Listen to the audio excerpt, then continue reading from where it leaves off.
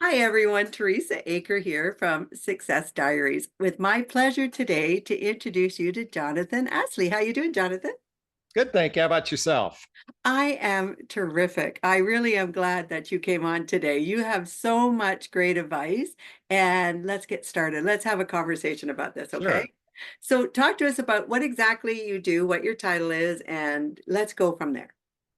Well, I mean, professionally, I call myself a self-love advocate, dating and relationship coach. But I feel like my role in life is to, you know, is first to recognize the emotional pain most human beings are experiencing, particularly because, and what I find is that dating and relationships trigger kind of our number one emotional health issue. I'm not good enough. I'm not lovable. I'm not likable. And that's not to discount people that have had significant trauma in their life and are dealing with stuff. But I'm just saying in particular.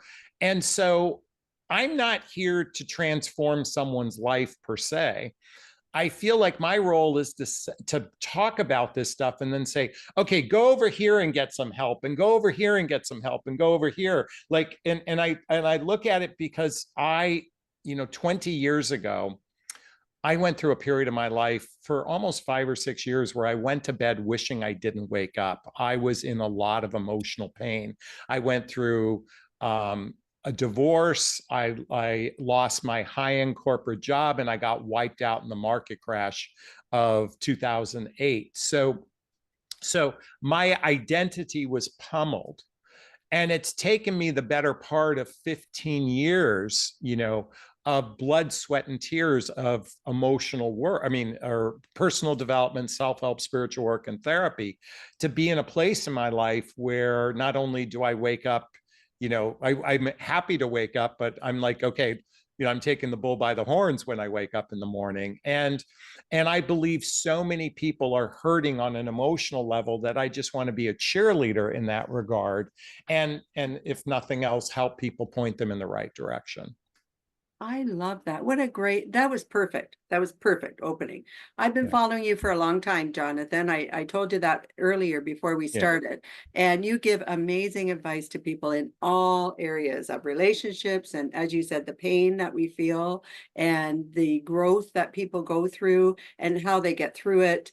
Excellent. I started Yeah. this show, just so you know, about overcoming adversity. And you are the epitome of that. Go ahead and show your book. That's Well, awesome. no, it's interesting. Well, the light is on my book, but I'm just showing my book. What the heck is self love anyway? A journey of personal development, self help, spiritual work, and therapy. So I just noticed that there's the light is shining on it in such a way that you can't see it behind me. That's okay. And I'm going to make sure it's all in the show notes too for you. Okay. Okay. But let's Great. talk about self-love. Let's start there. So, you know what at our age, it's a little bit different. I was saying before, when we're younger, the dating field seemed to be totally different. The Yeah. relationships seem to be totally different as they are today.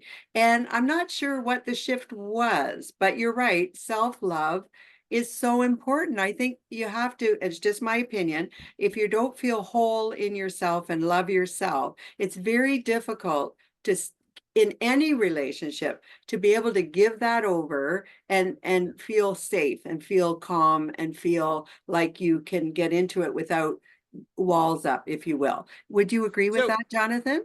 Oh, you're absolutely right. And let me just give you just everyone, and I'll give it like very quickly.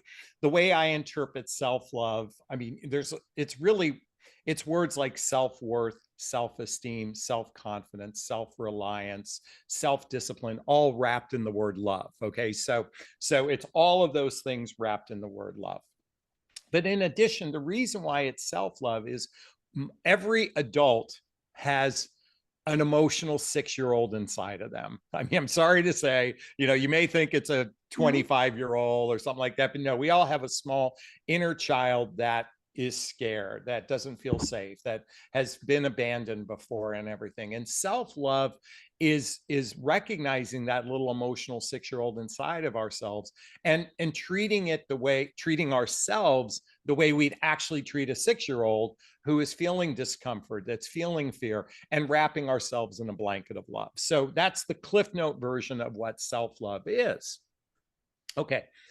You talked about dating and relationships, and the problem for those of us in midlife, and I always say midlife is after baby making years and before retirement. I'm in the 60 plus category of age. So am I. Kind of so we're in the same boat, so to speak, and I suspect a lot of your audiences is that in the last 25 years, but even before that, there was a shift happening in romantic relationships beginning around the 50s and 60s because women predominantly were hyper dependent upon men for their survival.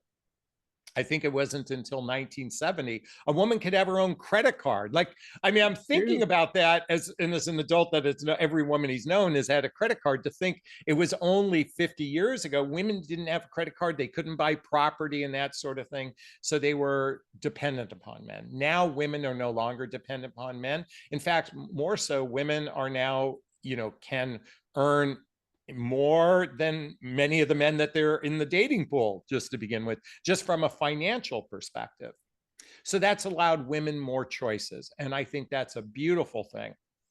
But women in particular want something more than a man who's just a provider protector. Not to suggest that, we all would love it if someone was rich and paying for our Yeah. everything for us. Who wouldn't like that, kind of thing. But that's not our reality. But more importantly, what women are seeking more so is an emotional connection with a man, and because of that, because of our old paradigm, and because of so many shifts in our society around, particularly men not feeling good enough, lovable, likable, that sort of thing, coming back to that self-love piece, there's a disconnect going on.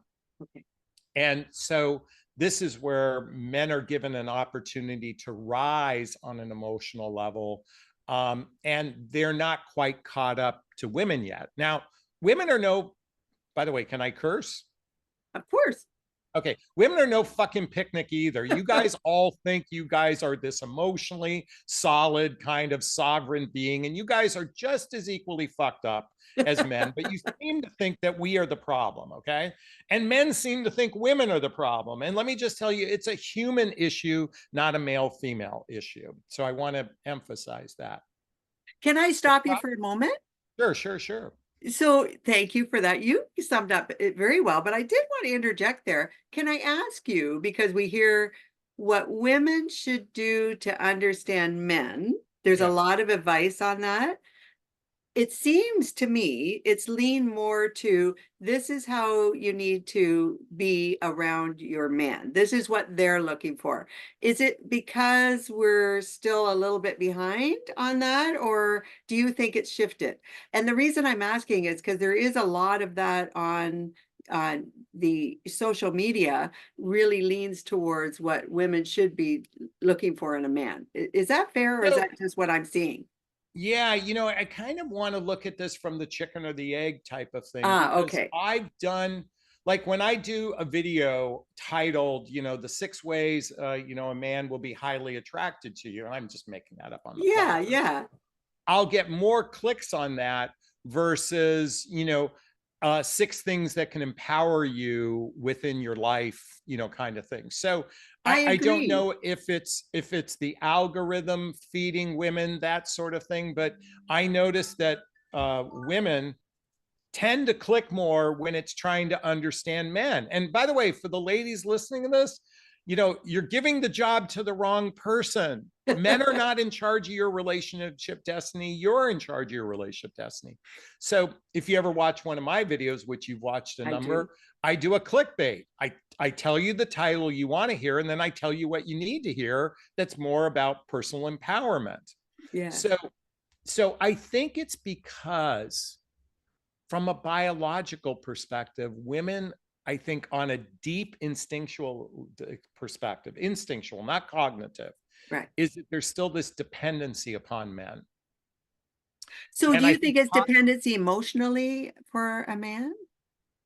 um, Because we're not necessarily financially looking for that. well, again, this is instinctual, not cognitive. You're Got right. it. On That a makes sense. cognitive level, you're right. But on an instinctual level, I think that there's still this codependency, if you will, from that perspective. Again, this isn't logical. This Yeah, isn't yeah, cognitive. This yeah. is instinctual. And because of that, it's created a lot of discourse, because then it creates these false expectations of men.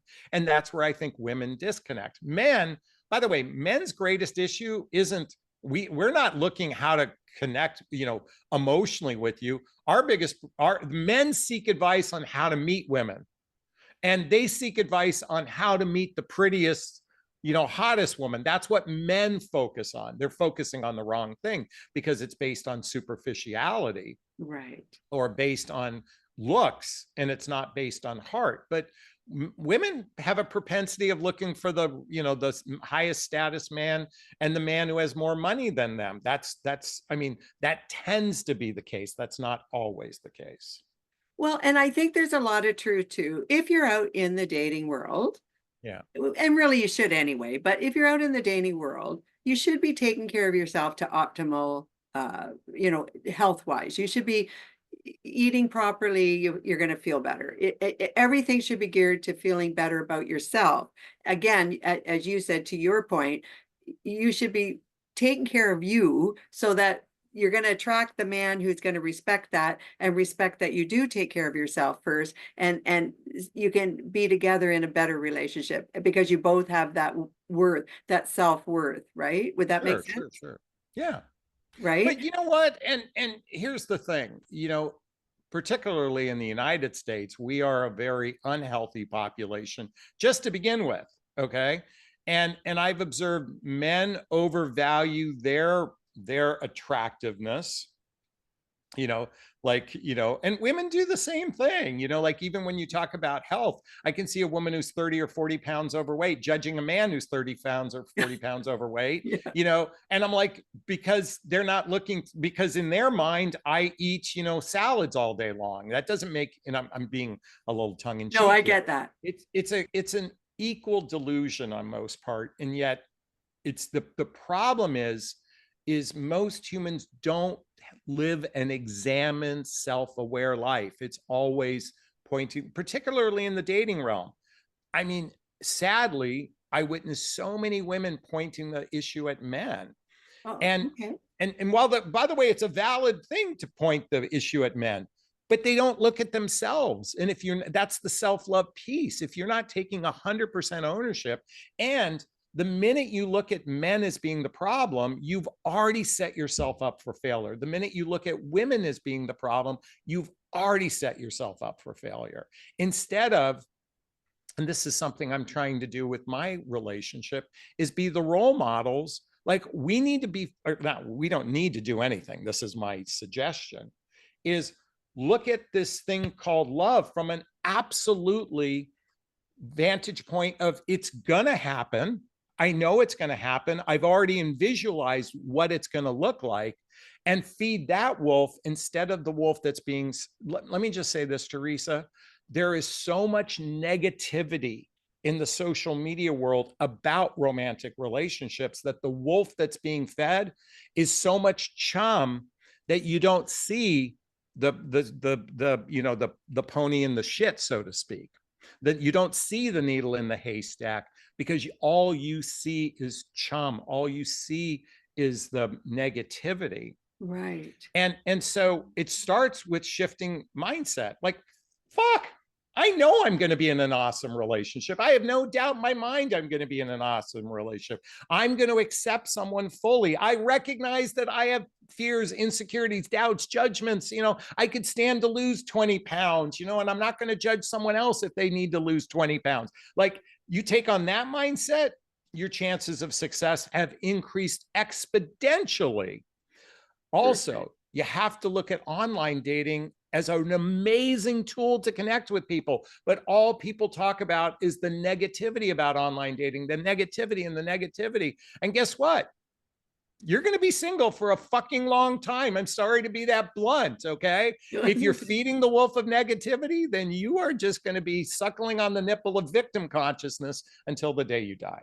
I love that, Jonathan. That was put together with a bow. I love Well, that. I was channeling, my divine self, and I'm like, and by the way, I'm sure I pissed off a few people along the way, but then you weren't meant to hear it anyway. Go listen to the chum. You know what, Jonathan, but it's true. Honestly, it is true. And I think that was when if I could circle back, when I see relationship coaches all the time. And with the talk show, I do certainly bring on people. And it seems to be this frustrating forum of people trying to get together and not knowing what the other person wants. And really, you're right. You gotta just let it go. Just let it happen. Just be yourself and let them be themselves, and the right Well, person will come Teresa, along. here's the challenge. So, you know what? Most humans don't know how to build a new friendship from scratch. That's Okay. smart We too. don't know how to do it. And we believe that, and here's the thing, dating is typically driven through the physical connection. You're right. It's always driven through the physical connection. That's the way it's been from time immemorial, type of thing. It's for the most part. And today you can bond with someone physically who could be a nightmare in your life. You could bond with someone physically that's, like, you know, a, like a couple, nightmare, I mean, you could have the worst and you could have someone that's just misaligned. That's the problem is we bond, but the solution isn't have 10 dates and just be, and just not have sex. That's not the solution either. Right, right. I mean, let me repeat that. Having 10 dates with no sex is not the solution either, because you could still, once you have sex, you could still be with the wrong person, because humans do a terrible job. And women are just as bad at this, and men certainly are terrible at this, to actually getting to know someone to build know, like, and trust. I was reading a text exchange from a couple, or a man who hired me, and I reviewed his text exchange with a woman he's had 5 dates with, and I'm like, your text had no substance to it. It was like this.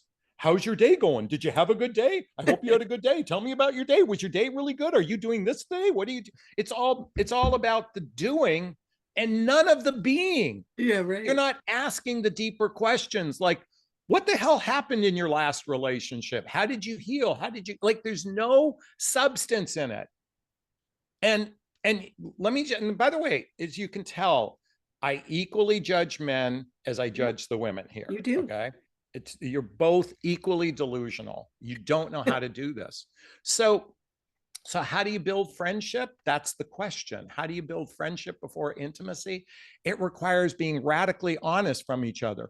But Jonathan, I'm just supposed to sit my feminine energy, and women are supposed to, let the man lead because men are such good leaders of the relationship. I shouldn't be having to do this. Bullshit. You equally are. If you want to have a healthy relationship, then you have to roll up your sleeves together. That means also planning and arranging opportunities together mutually. It's not men are the leaders of this process, because as I said earlier, they're terrible at this job. You have to roll up your sleeves. Are they changing now, Jonathan? Are men learning today how to bring out their more sensitive side? I mean, you know yourself, as we grew up, men just didn't talk about it. You just did your job and you took care of the family, and we talked about that. The demographic was quite different. Today, are the men catching up? Are they learning that they could be a little I more think sensitive and understanding? it's not just about sensitivity, it's about the real recognition. I think it's scary to live in the world today. And before, it was a very simple thing. You joined the army and you fought. It was very simplistic. Yeah. The world is scary from an emotional level. And I think, and today because we no longer live in tribes where we have a emotional support from a band of people in our lives, that we live very isolated. I think both men and women are challenged in this area. Are men seeking advice? Like, are they going to therapy? Absolutely. They're going to therapy in record numbers. Oh, okay. Okay. So it's growing. Now, I mean, we're growing from 10% to 20%. It's not going to be growing from 10% to 100%.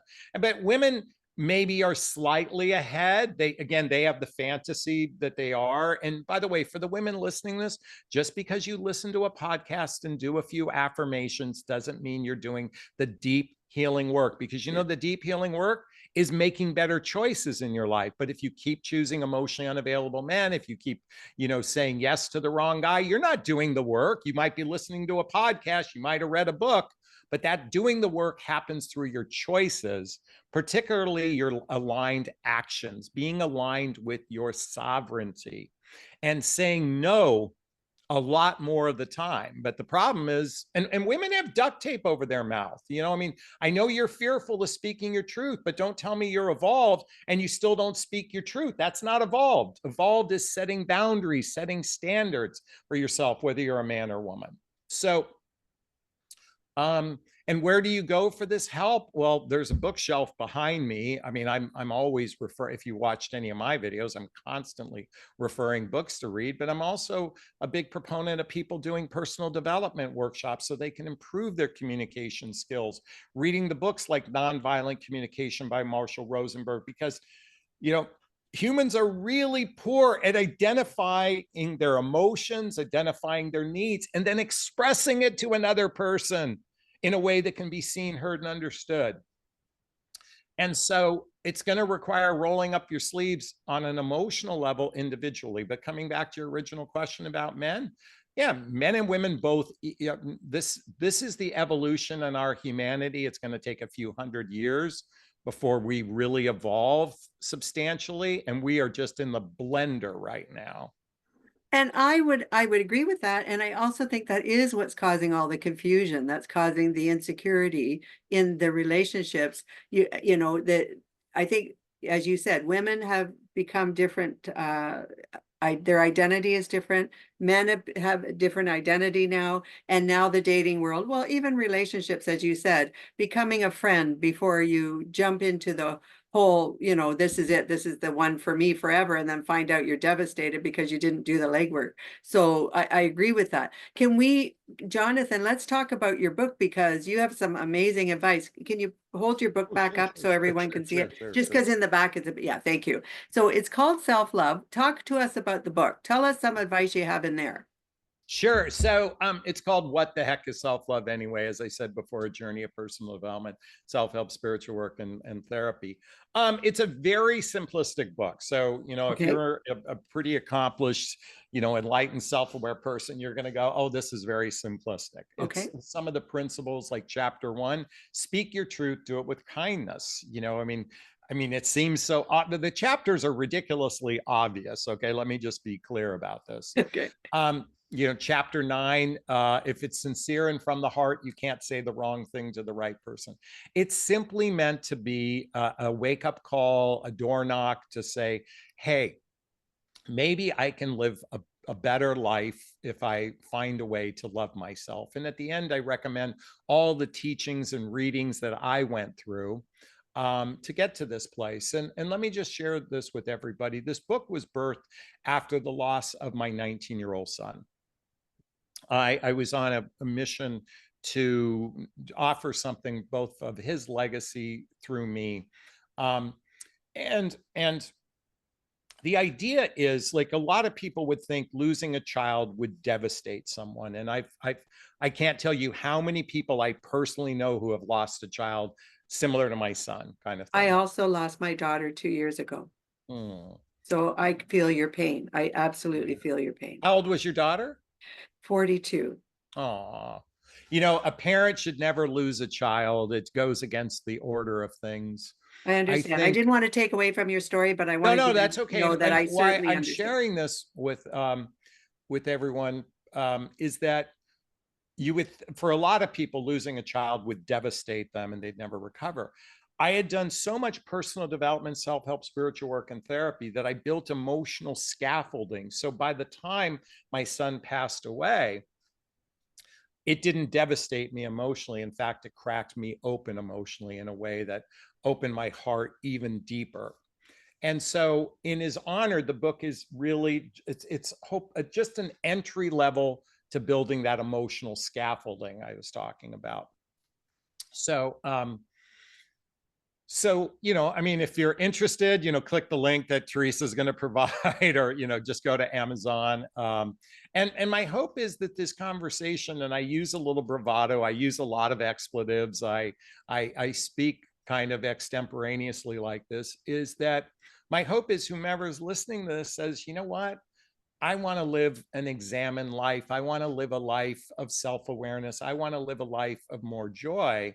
And I'm this is my perception. And particularly in romantic love, because romantic love will trigger our stuff, is that my invitation for everyone is do personal development, self-help, spiritual work on a regular basis. I mean, for an hour a day. And that doesn't mean just listening to a podcast. I mean, rolling up your sleeves and examining your life at a much granular level, because I guarantee if you do this for a year, an hour a day, you're going to feel so much better a year from now, whether you're in a relationship or not. Fantastic. Jonathan, do you do courses? I do private coaching. Mhm. I work one-on-one with people. I could create a course, but I'm more, I'm all about hands-on. Let's get into the nitty-gritty kind of thing. So if somebody wanted to reach out to you, what is the best place that they could reach you, Jonathan? Well, there's my name listed right there. Cut Okay. and paste that, put that into Google. My YouTube channel is the first place. If I invite you to watch a few videos, see if my style resonates with you. And then there's links inside there. You can reach out to me. The second thing is my website will be the second thing that comes up. You can certainly go there, hit the contact button, or here, if you want to talk to me directly, hit that coaching button and it'll take you to my calendar and we can have a call to see if working with a coach is right for you. You can follow me on social media. I'm on Instagram and all that good stuff. And then, as I said, my book is there as well.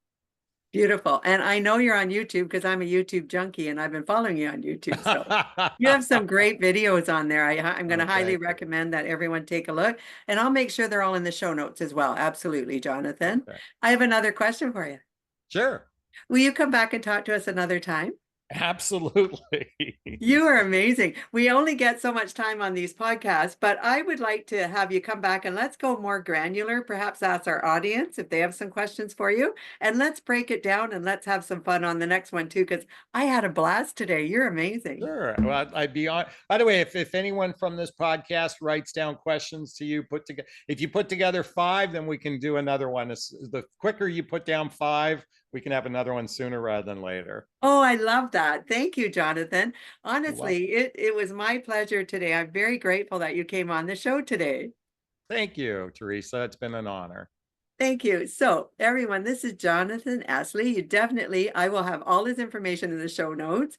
He is just a wonderful person talking about self-love. And you go over to it, we can get Amazon, they can get your book on Amazon. Is that Yeah, right? they can get my book on Yeah, Amazon. so go over to Amazon, grab his book. Now, if you have questions for Jonathan, you can ask them here, or you can email me, or all my information is there for all of you. And let's have him back. Let's get some more wonderful advice back from Jonathan. So thank you again.